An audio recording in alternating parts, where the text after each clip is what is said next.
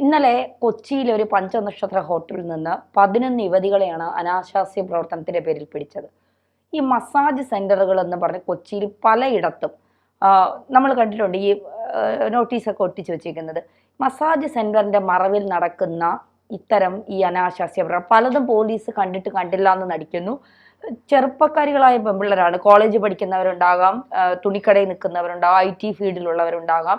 എല്ലാ ഫീൽഡിലുള്ളവരും ഈ time pass എന്ന് പറയുന്ന രീതിയിൽ അല്ലെങ്കിൽ പൈസയ്ക്കായി ഈ മസാജുകൾ ചെയ്യുന്നുണ്ട്. സത്യത്തിൽ കൊച്ചിയെ ഒരു മസാജ് ലോകം കീഴടക്കിയോ, കൊച്ചിയിലെ യുവാക്കളെ യുവതികളെ? കൊച്ചിയിൽ ഈ പറഞ്ഞതുപോലെ ഒരുപാട് മസാജിങ് സെൻ്ററുകൾ, അനാശാസ്യ കേന്ദ്രങ്ങൾ ആയി പ്രവർത്തിക്കുന്നുണ്ടെന്നാണ് ലഭിക്കുന്ന വിവരം. അതായത് ഈ പറഞ്ഞതുപോലെ മുംബൈയിലും കൊൽക്കത്തയിലുമൊക്കെ ചുവന്ന തെരുവുകളുണ്ട്. നമുക്കറിയാം കേരളത്തിൽ പീഡനം കൂടി വരുമായിരുന്നു. കുഞ്ഞുങ്ങളെ പോലും പീഡിപ്പിക്കുന്നു. വൃദ്ധരായവരെ ഒറ്റയ്ക്കുള്ളപ്പോൾ വീട്ടിൽ കയറി ആഭരണത്തിന് വേണ്ടി ഒക്കെ പീഡിപ്പിക്കുകയും മോഷണത്തിന് മാത്രമല്ല അവരെ ലൈംഗികമായി പീഡിപ്പിക്കുകയും ചെയ്യുന്നുണ്ട്, 80 വയസ്സുള്ളവരെ പോലും. അപ്പോൾ സ്വാഭാവികമായിട്ടും മനുഷ്യൻ്റെ മനസ്സിൽ ഇത്തരത്തിലുള്ള വികാരങ്ങളൊക്കെ ഉണ്ടാകാം. ഇപ്പോൾ വിവാഹം കഴിഞ്ഞതിന് ശേഷം ഭാര്യയായിട്ട് ഡിവോഴ്സ് ആയവരുണ്ട്, മരിച്ചവരുണ്ട്. അപ്പോൾ അവർക്കൊക്കെ ഇത്തരത്തിലുള്ള കാര്യങ്ങളിൽ പുരുഷന്മാരെ സംബന്ധിച്ചിടത്തോളം പൊതുവേ അങ്ങനെയുള്ള കാര്യങ്ങളോട് താല്പര്യമുള്ളവരുണ്ടാകും. പക്ഷേ അങ്ങനെയുള്ളവർക്ക് വേണ്ടി ഓതറൈസ്ഡ് ആയിട്ട് നടത്തണം എന്നുള്ള ഒരു അഭിപ്രായക്കാരനാണ് ഞാൻ. കാരണം ഇത് ഡോക്ടറുടെ കൂടി ഇത് വേണം, ഒരു ഡോക്ടർ അവിടെ ഉണ്ടാകണം. അതോടൊപ്പം തന്നെ ഈ മസാജിങ് കേന്ദ്രത്തിൽ വരുന്ന യുവതികളാണെങ്കിൽ അവർ സ്വന്തം ഇഷ്ടപ്രകാരമായിരിക്കണം അവർ വരേണ്ടത്, അല്ലാതെ ആരെയും നിർബന്ധിച്ച് കൊണ്ടുവരാൻ പാടില്ല. അതോടൊപ്പം തന്നെ അവർ എല്ലാ മെഡിക്കൽ പരിശോധനകൾക്കും വിധേയമാകണം. ഓരോ 3 മാസത്തിലൊരിക്കലെങ്കിലും മെഡിക്കൽ പരിശോധനകൾക്ക് വിധേയമായിക്കൊണ്ട് ആ രീതിയിൽ ഇത്തരത്തിലുള്ള കേന്ദ്രങ്ങൾ നടത്തുന്നതിനോട് സർക്കാർ ഏത് തരത്തിലായിരിക്കും അതെടുക്കുന്നതെന്ന് അറിയില്ല. എന്നിരുന്നാൽ പോലും അത്തരത്തിൽ വേണമെന്നാണ് പറയുന്നത്. പലപ്പോഴും ഇവിടെ കണ്ടുവരുന്നത് ഇതിങ്ങനെ ഓരോ ജംഗ്ഷനിലും അല്ലെങ്കിൽ ഓരോ സ്ഥലത്തും ഇത്തരത്തിൽ സ്പാ സെൻറ്ററുകൾ മുളച്ച് പൊന്തുകയാണ്. അതിൽ ഒരുപാട് യുവതികൾ വന്ന് പെട്ടുപോകുന്നവരുണ്ട്. പലപ്പോഴും ആദ്യം ഒരു കൗതുകത്തിന് വേണ്ടി വരുന്നവരാകാം, അല്ലെങ്കിൽ കൂട്ടുകാരികൾ വിളിച്ചുകൊണ്ട് വരുന്നതാകാം. പിന്നീട് ഇതിൽ നിന്ന് ലഭിക്കുന്ന വരുമാനം, ഇതിൽ നിന്ന് ലഭിക്കുന്ന മറ്റൊരു ശാരീരിക സുഖം, ഇതൊക്കെ മനസ്സിലാക്കി അവരുടെ ജീവിതം കഷ്ടതയിലേക്ക് പോകുന്നതുണ്ട്. ചിലപ്പോൾ വളരെ യുവതികളായിരിക്കും, 20 വയസ്സും 22 വയസ്സും ഒക്കെ തൊട്ട് കുട്ടികളൊക്കെ ആകാം. കോളേജിൽ പഠിക്കുന്നവരുണ്ട്. അവരുടെ കൂട്ടുകാരുടെ നിർബന്ധത്തിന് വഴങ്ങി ആദ്യം ഒരു രസം എന്ന രീതിയിൽ, ഒരു തമാശ എന്ന രീതിയിലായിരിക്കാം ഒരു പക്ഷേ വരുന്നത്, ആഡംബരമായ ഒരു ജീവിതത്തിന് വേണ്ടി. കാരണം വീട്ടിൽ നിന്ന് കൊടുക്കുന്ന തുക ഹോസ്റ്റൽ ഫീസിനും അല്ലെങ്കിൽ ചെറിയ ഇതിനു വേണ്ടി മണികളൊക്കെ തികയാതെ വരുമ്പോഴാണ്. അതെ, തീർച്ചയായും. പണ്ട് നമ്മൾ ബാംഗ്ലൂരാണ് ഇത് കേട്ടിരുന്നത്. ഇപ്പൊ അത് കൊച്ചിയിലേക്ക് മാറി എന്നുള്ളതാണ് മറ്റൊരു ഞെട്ടിക്കുന്ന കാര്യം എന്ന് പറയുന്നത്. പലപ്പോഴും ഈ ആഡംബരത്തിൽ ഭ്രമിക്കുന്ന, ഇപ്പൊ കൊച്ചിയിൽ നമ്മൾ ഇറങ്ങിയാൽ ഓരോ പെൺകുട്ടികളും ധരിക്കുന്ന വസ്ത്രം അതൊക്കെ കാണുമ്പോൾ തന്നെ നമുക്കറിയാം അവർ ഇപ്പോൾ വീട്ടുകാർ ചിലപ്പോൾ ഇത്തരത്തിലുള്ള വസ്ത്രങ്ങളൊക്കെ വാങ്ങി കൊടുക്കണമെന്നില്ല.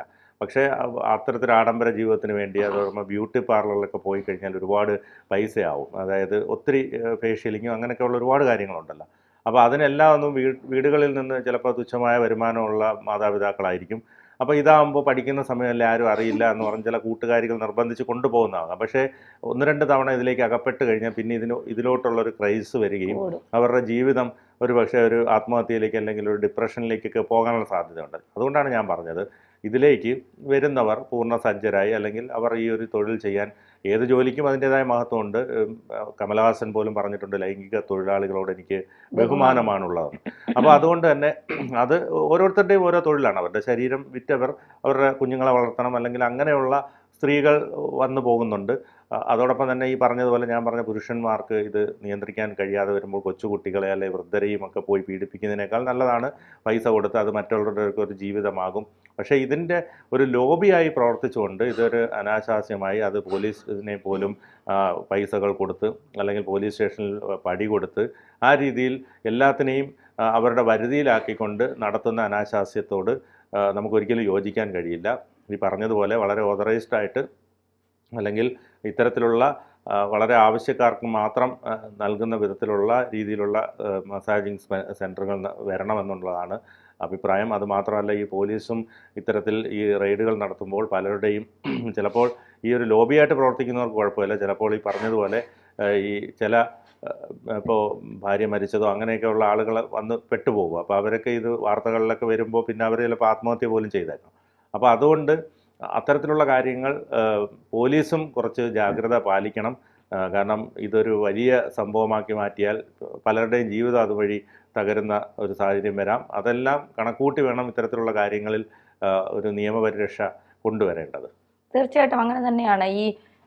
ഇത്തരം സ്പാകൾ ഒരുപക്ഷെ സമൂഹത്തിലെ കുറെ കൂടി പീഡനങ്ങൾ ഇല്ലാതാക്കുമെങ്കിൽ അത്തരത്തിൽ നിയമപരമായി അല്ലെങ്കിൽ നിയമവിധേയമായി ഒക്കെ ഇത് വരുന്നത് നല്ലത് തന്നെയാണ്. കാരണം 2ഉം 3ഉം വയസ്സുള്ള പെൺകുട്ടികളെ പീഡിപ്പിക്കുന്നു.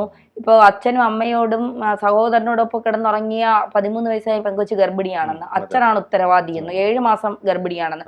അപ്പോൾ ഇങ്ങനെയൊക്കെ ഉള്ള ആളുകൾക്ക് ഇത്തരം സംവിധാനങ്ങൾ നല്ലതാണെന്ന് തോന്നുന്നത്. നമ്മൾ ഈ പറയുമല്ലോ കഴപ്പും മൂത്ത് കിടക്കുന്ന ഇതുപോലുള്ള ചില ആളുകളുണ്ടല്ലോ, അവർക്കൊക്കെ ഇത്തരം സ്പാ സെന്ററുകൾ പ്രയോജനപ്പെടും എന്നുള്ളതാണ്. പക്ഷേ ഈ പറഞ്ഞതുപോലെ ചില പെൺകുട്ടികൾ ഇതിൽ പെട്ടുപോകും. കോളേജിലൊക്കെ പഠിക്കുമ്പോൾ ഫ്രണ്ട്സുമായിട്ട് കറങ്ങാനും ബ്യൂട്ടി പാർലറിൽ പോകാനും ഡ്രസ്സ് വാങ്ങാനും മാളുകളിൽ പോയി നല്ല ഫുഡൊക്കെ കഴിക്കാൻ പൈസ ഇല്ലാതെ വരുമ്പോൾ ഫ്രണ്ട്സ് പറയും ഇന്ന സ്ഥലത്ത് 1 മണിക്കൂർ ജോലി ചെയ്താൽ ഇത്ര രൂപ കിട്ടും.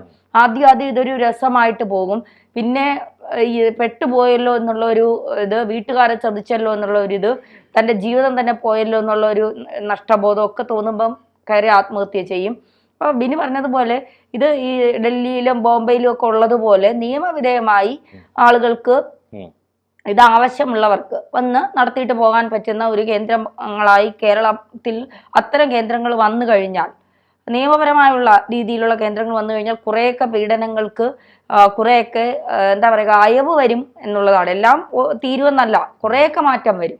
തീർച്ചയായിട്ടും അതാണ് ഈ പറഞ്ഞു വന്നതുപോലെ ഇത്തരത്തിൽ അത് സർക്കാരും ഈ കാര്യത്തിൽ അക്കാര്യത്തിലൊക്കെ ജാഗ്രത പുലർത്തേണ്ടതുണ്ട്. ഇപ്പോൾ സുപ്രീം കോടതി പോലും ഈ പണ്ട് ഹോട്ടലുകളിൽ ഇപ്പോൾ ഭാര്യയും ഭർത്താവും അല്ലാതുള്ളവർ വന്നു കഴിഞ്ഞാൽ അനാശാസ്യത്തിന് റെയ്ഡ് ചെയ്ത് പിടിക്കുന്ന ഒരു സാഹചര്യം ഉണ്ടായിരുന്നു. അതിന് മാറ്റം വന്നിരുന്നു. കാരണം ഈ സ്ത്രീയുടെ സമ്മതപ്രകാരം ഈ ഹോട്ടൽ റെയ്ഡ് ചെയ്യുന്ന സമയത്ത് സ്ത്രീ എൻ്റെ സ്വന്തം ഇഷ്ടപ്രകാരമാണ് വന്നത് എന്ന് പറഞ്ഞാൽ 18 വയസ്സിന് മുകളിലുള്ളൊരു യുവതിയാണെങ്കിൽ സ്വാഭാവികമായും കേസെടുക്കേണ്ട എന്നുള്ളൊരു തീരുമാനമൊക്കെ കോടതിയുടെ ഭാഗത്തു നിന്ന് വന്നു.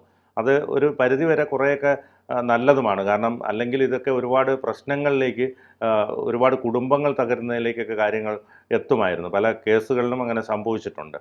അപ്പോൾ അതുകൊണ്ട് കുറേയേറെ കാര്യങ്ങളിൽ ഈ കേരളത്തെ സംബന്ധിച്ചിടത്തോളം കേരളത്തിന് ഏറ്റവും കൂടുതൽ സദാചാര ഉള്ള ഒരു സംസ്ഥാനമാണ് കേരളം. നമുക്ക് ഇപ്പോൾ പറയാം ഏകപത്നി വ്രതം, പതിവ്രത എന്നൊക്കെ പറഞ്ഞിട്ട് കാണിക്കും.